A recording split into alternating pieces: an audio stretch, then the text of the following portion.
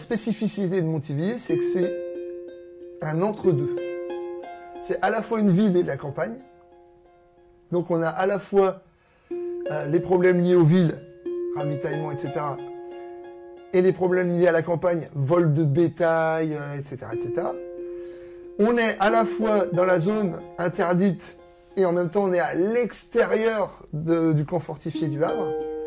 Et donc c'est pour ça que c'est une ville qui est intéressante à étudier, parce que on a un petit peu le panachage un petit peu de tout ce qu'on peut trouver dans la France occupée à l'époque. D'abord, il faut se souvenir que 1940, c'est un grand choc. C'est-à-dire que personne ne s'attendait à prendre une tête dérouillée, entre guillemets, et ils ne s'attendaient absolument pas à voir débarquer les Allemands. Alors, ils ont vu passer d'abord des réfugiés qui venaient de Belgique, mais ça, on va dire, pour eux, c'est entre guillemets un peu l'habitude, puisque ça avait déjà eu lieu pendant la Première Guerre mondiale. Sauf que là, non seulement il y a les Belges qui arrivent, les gens du Nord, mais en plus, dans la foulée, il y a les Allemands qui arrivent. Et donc ça va être une grande surprise et un vrai choc. Quand on a vu les premiers Allemands arriver, on était en train de tourner le foin. J'ai planté la fourche dans la terre et je suis parti me cacher dans la grange de la ferme. De peur des Allemands, on avait l'impression que ce n'étaient pas des hommes comme nous. On nous racontait tellement d'histoires, ils vous font ci, ils vous font ça. Une chose que je me rappelle très bien, c'est que tout le monde disait ils vous coupent l'index pour pas pouvoir tirer. C'était vraiment, quand on les a vus, on s'est dit bon, c'est des hommes comme nous. Tout manque. Manque de logement, manque de nourriture, manque de moyens de transport.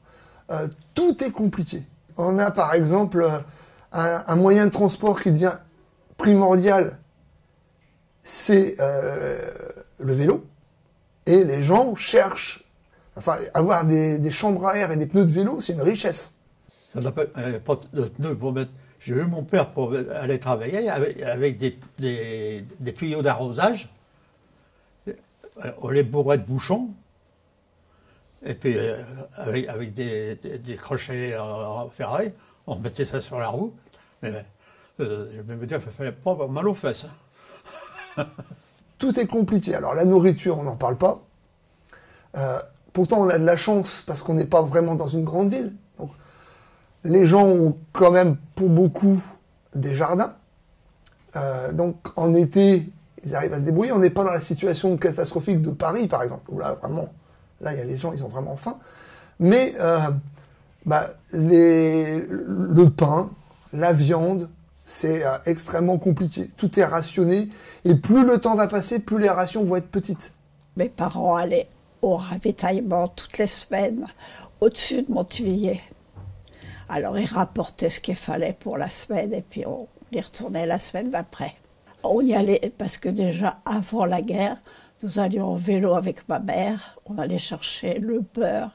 Ça faisait pas loin parce que de Montivilliers, avec la côte à monter, pour aller chez eux chercher à Saint-Sauvant-des-Malvilles, ça faisait pas très loin. Le midi, la mère nous donnait une tartine, ce qu'on appelait la tartine. Et puis, oh, maman, j'ai faim encore.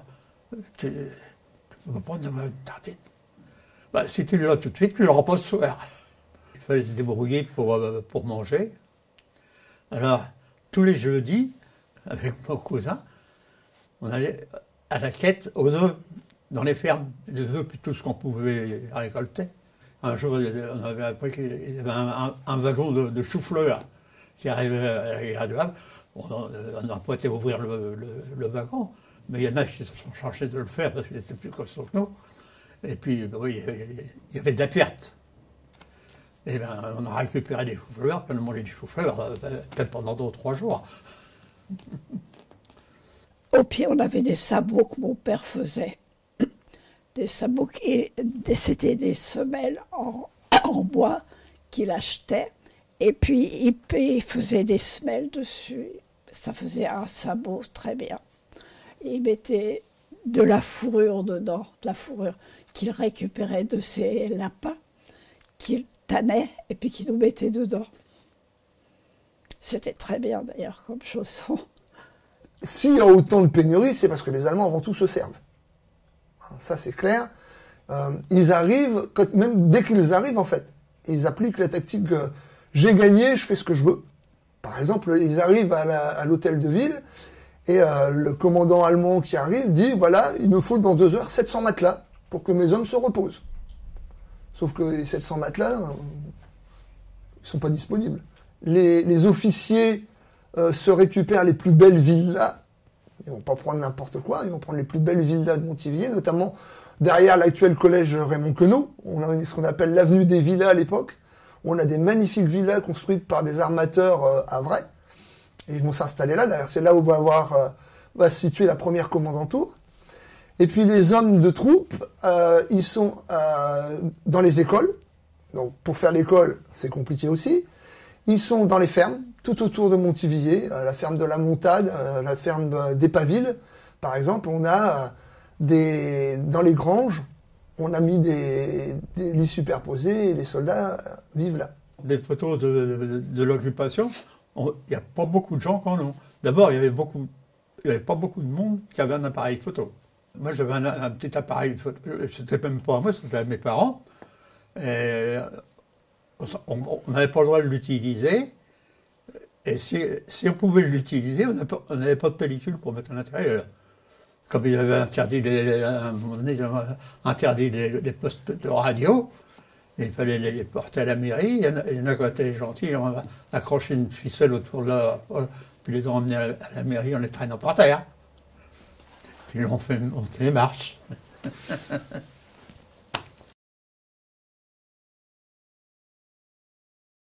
Je sais qu'il y a des gens, je ne sais pas parce que j'avais une tante, ils gardaient une radio dans un comment dirais-je, à la cave pour écouter, mais c'était rare, quoi. Quand on allait chez elle, mon père allait écouter ce qu'il disait à la radio. En cachette. En cachette, oui, c'est ça. Premier acte de résistance qui a lieu à Montivier, c'est en septembre 1940, donc c'est très très vite. Et c'est des gens qui tout simplement arrachent les affiches des Allemands. Autre acte de résistance passive, rue Vatelière, on a une maison qui est occupée par les Allemands. Et un matin de 1943, les Allemands ouvrent les volets et sur la maison d'en face, écrit en gros à la peinture, il y a écrit Stalingrad. Histoire de casser un peu le moral. Vous avez pris une déculottée à Stalingrad, on est là, vous allez à nouveau prendre une déculottée. C'est de la résistance psychologique en fait. Donc il y a ça. Et puis après, il y a effectivement des réseaux qui sont organisés, souvent en liaison avec le Havre. Alors le premier, c'est le réseau Morpin. Et on a un personnage qui fait partie de ce réseau de résistance qui va connaître une fin tragique. C'est Aldrich Crevel, qui était à l'époque le marbrier de la ville, et qui, quand les Anglais sont partis en vitesse en 1940, avait récupéré des armes et des postes de radio qu'il avait cachés dans les tombes du cimetière. Il avait accès au cimetière, lui. Et donc, ils étaient en contact avec l'Angleterre pour passer des messages. En 1941, le réseau Morpin, il est démantelé et Aldrich Crevel est arrêté. Il est envoyé en camp de concentration où il va mourir. Et ces résistants, on en a une compagnie à Montivier, on a aussi une compagnie de FTP, Francs-Tireurs et Partisans, ça c'est les résistants communistes.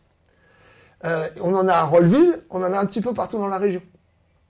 Et en fait, c'est eux qui vont vraiment libérer la ville. Les gens attendent. Quand est-ce qu'ils vont arriver? Et au début, ils disent, c'est bon, ils ont débarqué en Normandie, demain on est libre. Ça va prendre beaucoup plus de temps que ça. Et donc, l'été 44, c'est un été d'attente, de frustration.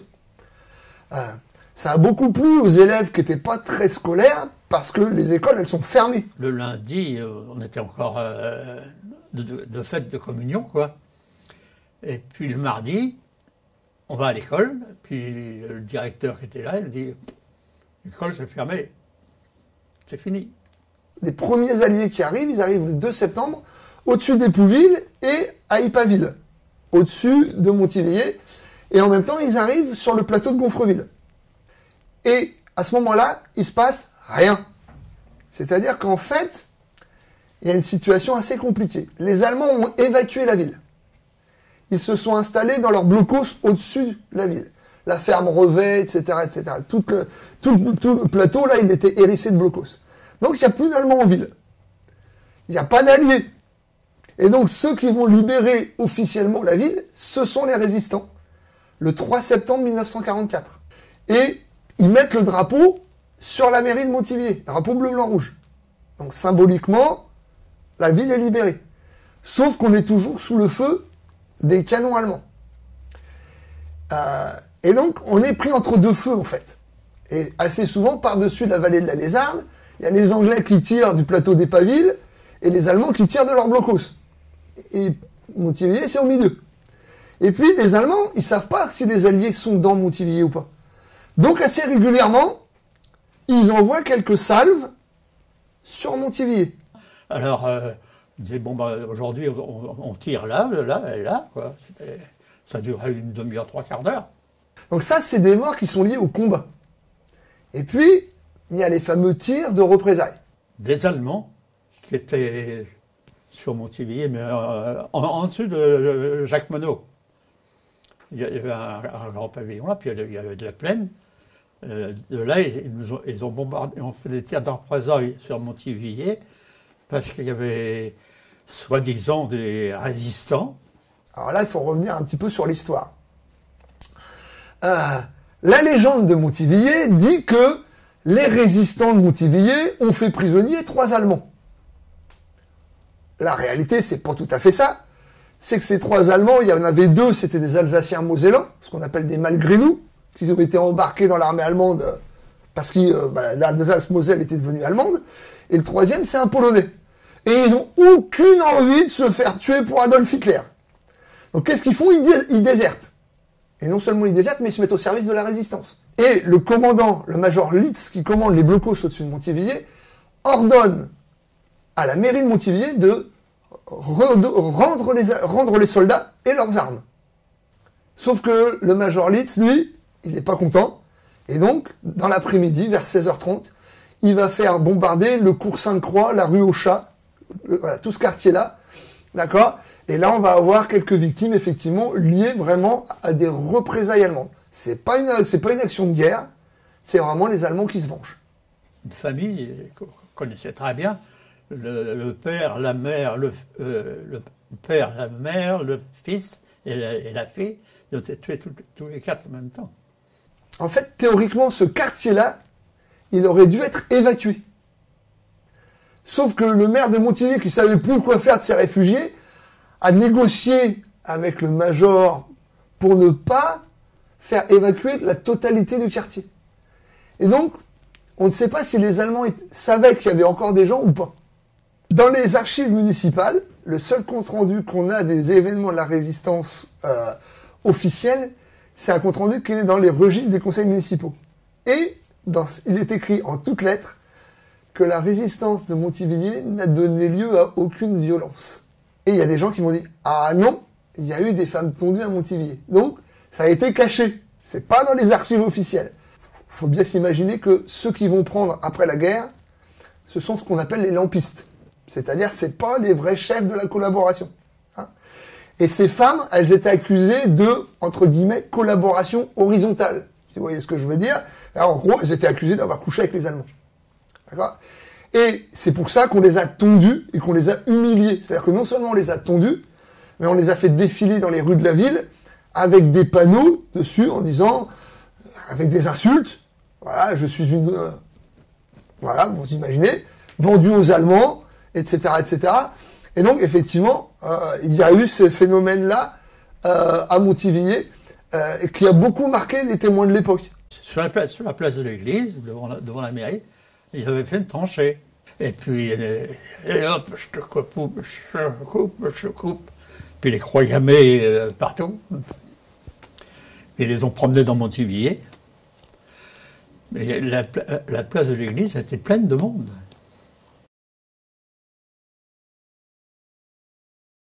En 1944, les Allemands évacuent de force certains quartiers de la ville.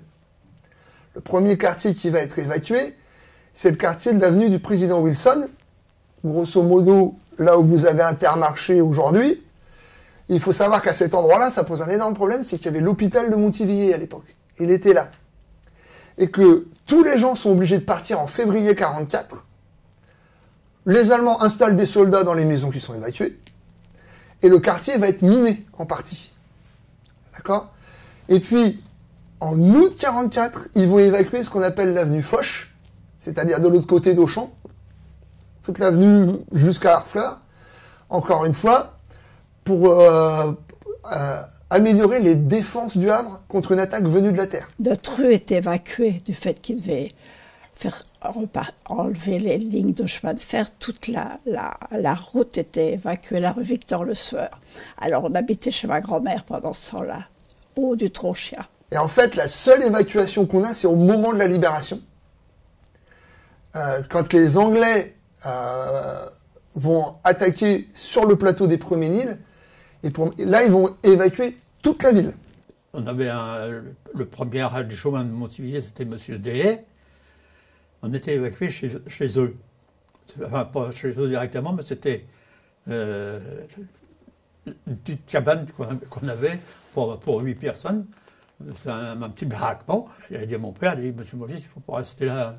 Parce que leur tir, ils commencent à les envoyer dans la ville même. Avant, ils tiraient un peu sur la côte. Il nous a dit, bon, bah, vous avez la grand-mère, et puis tout le monde se relevait là. On a évacué Montivilliers, on est allé au château à côté de la ferme d'où on allait. C'est-à-dire que mes parents sont partis voir à la ferme s'il y avait possibilité d'avoir quelque chose, comme ils savaient qu'il y avait le château à côté. Et là, à la ferme, ils nous ont envoyés au château, parce qu'ils prenaient les gens qui étaient évacués.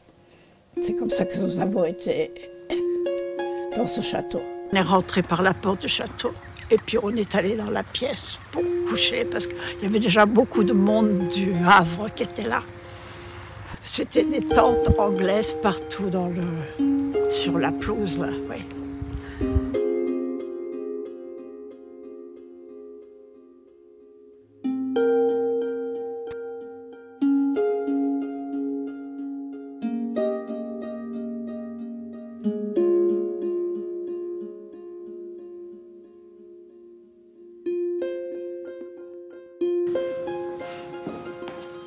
Alors je me souviens qu'on couchait là.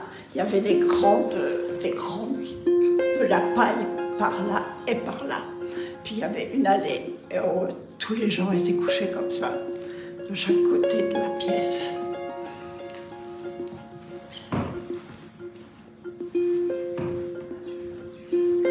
On était nombreux parce qu'il y avait ma tante et puis ses enfants. Et puis ma grand-mère avec ses enfants, alors on était nombreux. On était juste ici, je me souviens. Mais je ne me souviens pas de la cheminée. Je crois que j'ai eu 10 ans à l'époque, en septembre là, ouais, ici, ouais.